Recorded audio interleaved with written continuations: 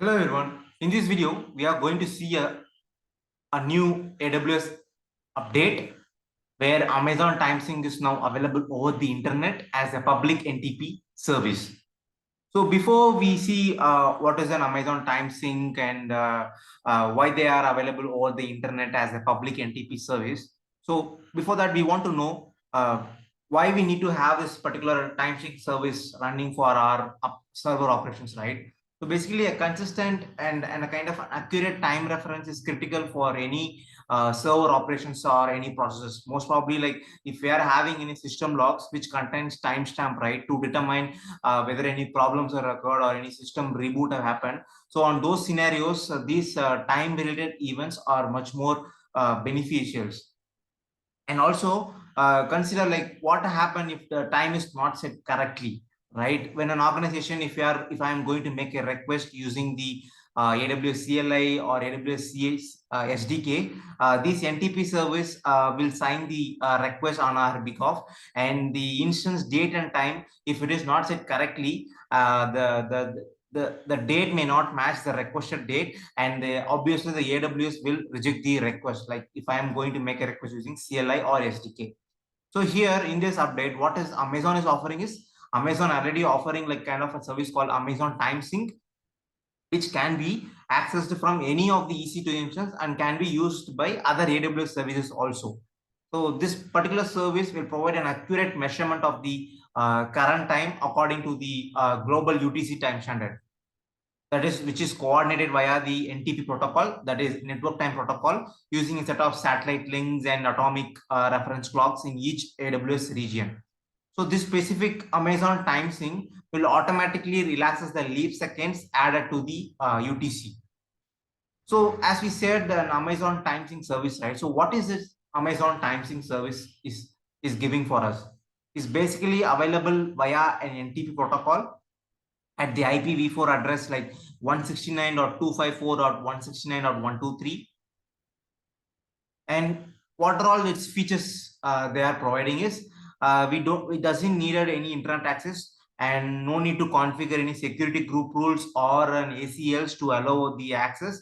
So basically, when we are going to create any newer Amazon Linux 2 machines or new versions of Amazon Linux AMI or Windows AMI, automatically it will be syncing with the Amazon TimeSync by default. So why this AWS have released this new update, why the Amazon TimeSync is available over the internet is basically consider if the Amazon TimeSync link local service will be running in servers, right? If that is having an issue, we can configure a backup. So that is where this Amazon TimeSync public NTP will be making use of it. So how it is making use of it is using a kind of a service called time.aws.com, so which will back up the local Amazon TimeSync link service and which will connect the resources outside of Amazon EC2 to the Amazon TimeSync service. So this will automatically mitigate the leap seconds added to the UTC service, just like the Amazon TimeSync service. So this specific public NTP Amazon TimeSync service is supported by satellites in AWS and a set of atomic references clocks around the world, which is connected to each region. And also from this update from AWS, right? So what they are referring is it is now currently available online, which means not only with respect to Amazon network infrastructure, we can use it for global in the sense we can use it for our own time set reference as well. So this means that within not only it can be used within the AWS like to our infrastructures or device, we can use it for IoT devices or for the on-premises infrastructures, or we can use it within our devices also. And also with respect to the availabilities, it is available in all public AWS regions, AWS Gov Cloud regions, and over the internet. Now let's see how to configure this Amazon TimeSync public NTP for Microsoft Windows. So I am using the Microsoft Windows 10. So I will show like how to configure the Amazon TimeSync public NTP.